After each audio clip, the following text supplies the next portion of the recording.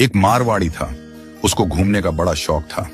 अब वो घूमते घूमते एक ऐसे राज्य में चला गया जहां पर क्या था, हर 5 साल में राजा चुना जाता था, पर चुनाव का तरीका अनोखा था। एक हाथी आता, सूंड में माला लेकर, और सबके बीच घूमता था। जिसके गले में वो माला डाल देता वही राजा बनता था। अब क्या हुआ, हाथी आया माला लेकर, थोड़ी देर इधर उधर देखा और जाकर माला इस मारवाड़ी के गले में डाल दी। मारवाड़ी हैरान, अरे भाई, मैं तो घूमने वाला आदमी हूं, ये कहां फंसा दिया। खैर, उसे राजा बना दिया गया, सिंहासन पर बिठाया गया। राजपुरोहित आया, तिलक करते हुए शर्तें सुनाने लगा। भैया, आपको 5 साल के लिए राजा बनाया जा रहा है, लेकिन 5 साल पूरे होते ही आपको यहां से सैकड़ों किलोमीटर दूर एक उफनती नदी के किनारे छोड़ दिया जाएगा।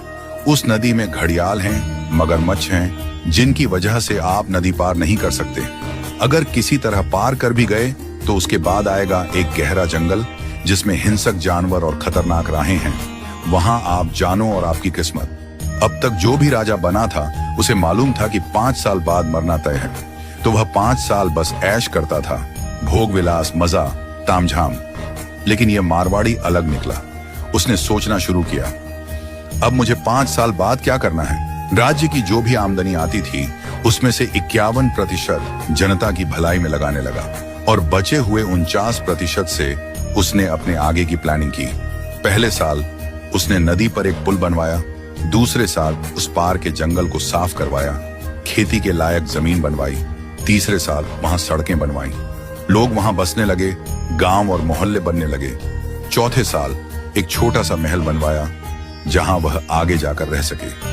5वें साल अपने जीवन भर का खर्च, जरूरी चीजें, अनाज, सब कुछ वहां स्टोर करवा दिया।